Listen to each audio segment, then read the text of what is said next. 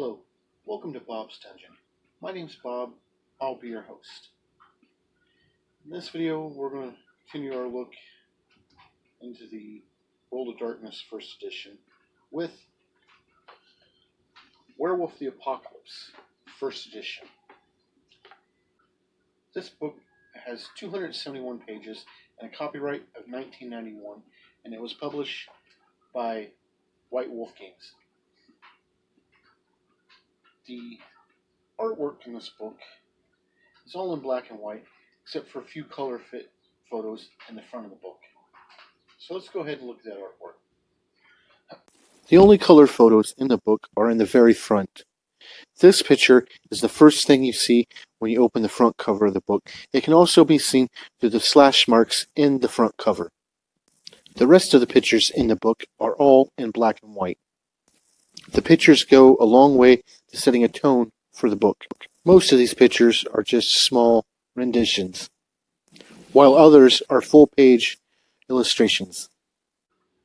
To play this game, all you'll need is a copy of the core rule book, which, as you can see, mine has seen better days, and as many 10-sided dice as you can get your hands on. Character generation in this game, like in the vampire game, is pretty simple.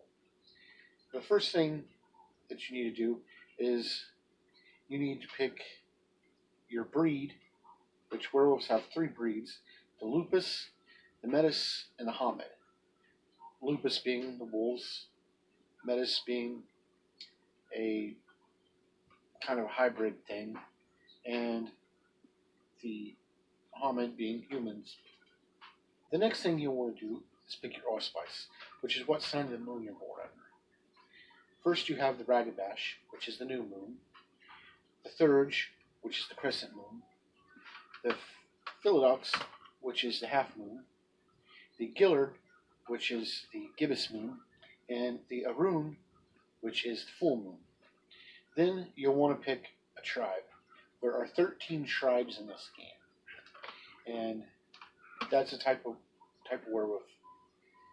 And the tribes are Black Furies, the Bone Gnars, the Children of Gaia, the Fiona, the Geta Fenris, the Glasswalkers, the Red Talons, the Shadow Lords, the Silver Striders, the Stargazers, the Uktana, and the Wendigo. And after that, you'll start actually building your character. You have, first off, you choose your abilities. There are 9 abilities total, broken up into 3 groups of 3. You have your physical abilities, which are strength, dexterity, and stamina. Your social abilities, which are charisma, manipulation, and appearance. And then you have your mental, which are perception, intelligence, and wits. And each one of these starts off with 1 dot in them. And 1 dot indicates 1 die that you'll roll when you make a check for those. And you are allotted more dots to split up amongst them. And you pick a priority for each category, such as your physical being your most important, then maybe your mental, and then your social. Or you could go your social, your mental, and your physical, however you want to do it. Your most important gets 7 dots split up amongst the 3. Your next gets 5, and your least important gets 3. Once you got those together, you'll then do your abilities. Your abilities are your talents, which are things that come natural to you, your skills, which are things that you've trained at doing, and your knowledges, which are things you've learned, your book smarts and stuff. And amongst those, the most important one will get 13 dots, the next important will get 9, and your least important will get 5. When you're finished with that, you'll get your gifts. Your gifts are dependent on your tribe, your breed, and your allspice. You'll get 1 first level gift for each of those.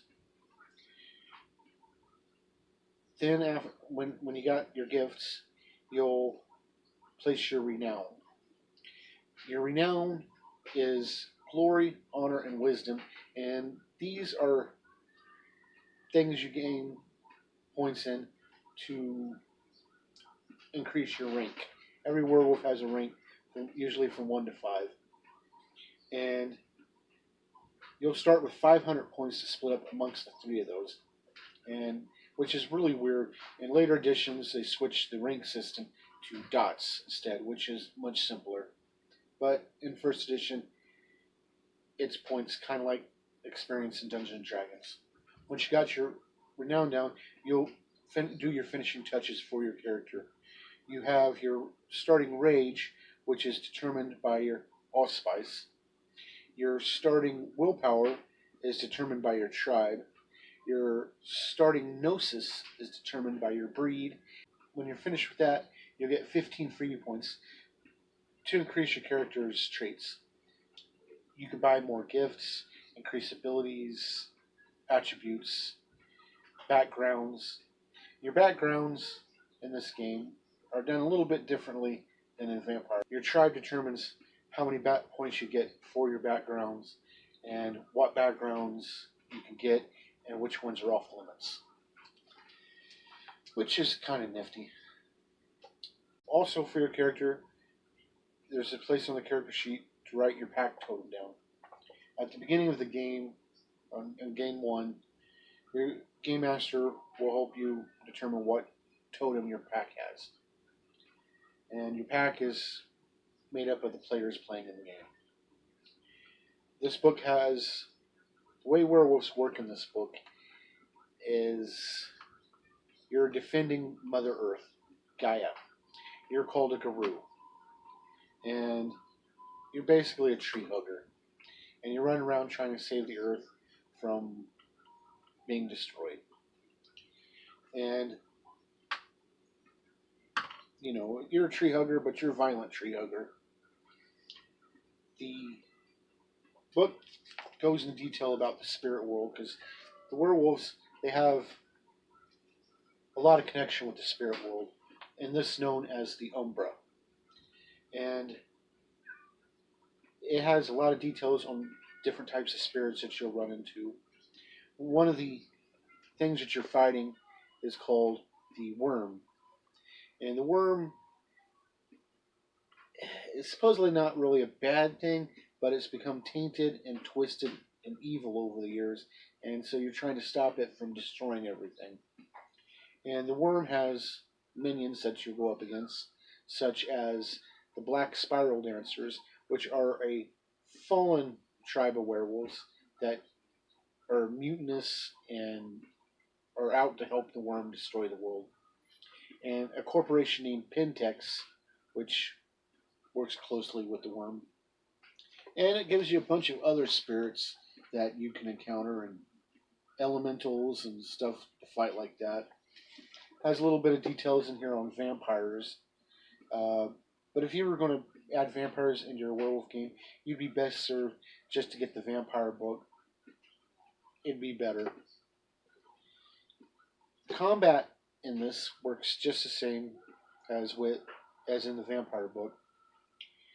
When you go to make your attack rolls, you roll a number of 10-sided dice that are equal to an ability plus an attribute. Usually like strength and brawl, dexterity and melee, something. And you'll roll those dice, and a typical success is a 6. But the game master can pick the difficulty, and he can set it anywhere from 2 to 10. A 10 is always a success in this game. A 1, however, is bad. Every time you roll a 1, it's a botch, and it gets rid of a success you rolled. If you have 1s left over, something bad happens. In combat, when you roll your dice, each success indicates a point of damage.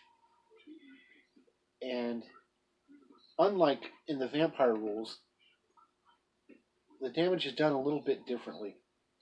You get your point of damage for each success you roll on your 2-hit roll, but instead of rolling the damage code for whatever weapon you're using to add to those successes.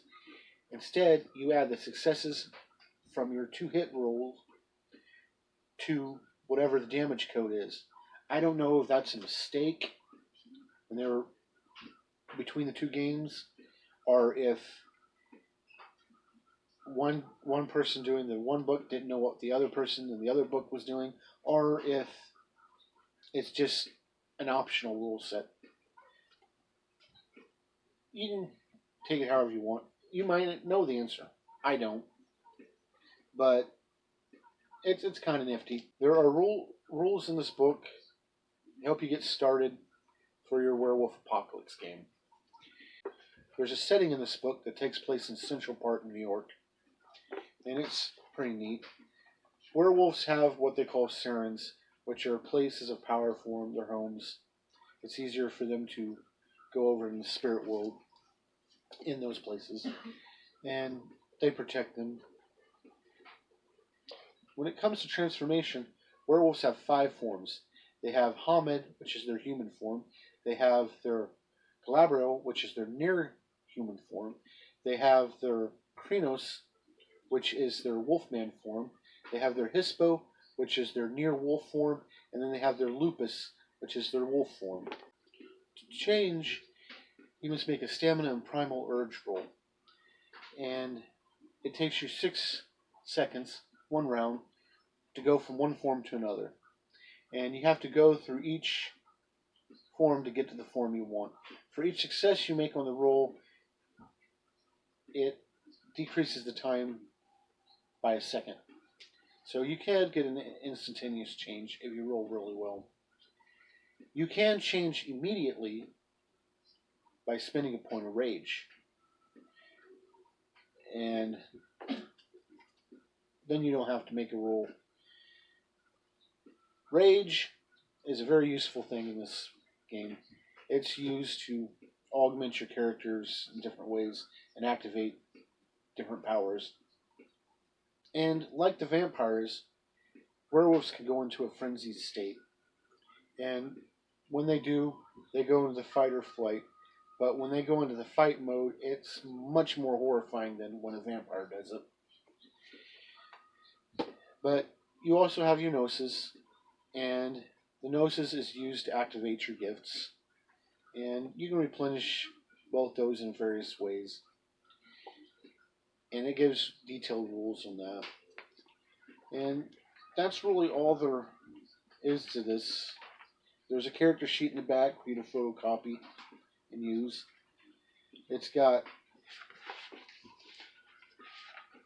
a survey in the back that you could mail in. I bet that's out of done. Anyway, it's nifty. I still have my problems with it being the old world of darkness, but not as many as I do with the vampire. But I think that's only because I never played Werewolf the Apocalypse as much as I did the vampire. I did play a lot of werewolf, but not as much as vampire. Which brings me to the 3 questions. Would I play a character in this game? No, I wouldn't. But that's just me. I've kind of, like I said before in the vampire book, in the vampire video, I've kind of gone away from the old world of darkness. Would I run this game? Again, no. In the future, I might be able to be talked into it, but right now, I don't see myself running it. Would I recommend this game? Yes, I would. Like the vampire game, I may have gone away from it, but there's still a lot of good stories that can be told with this game. A lot of good adventures to be had. A lot of fun to be had. Just not by me. So, yeah, if you get the chance, you should play it. That's pretty much all I got to say. Thank you for joining me at this look at Werewolf the Apocalypse 1st edition. Hopefully you'll join me next time where we'll talk about something else. Bye.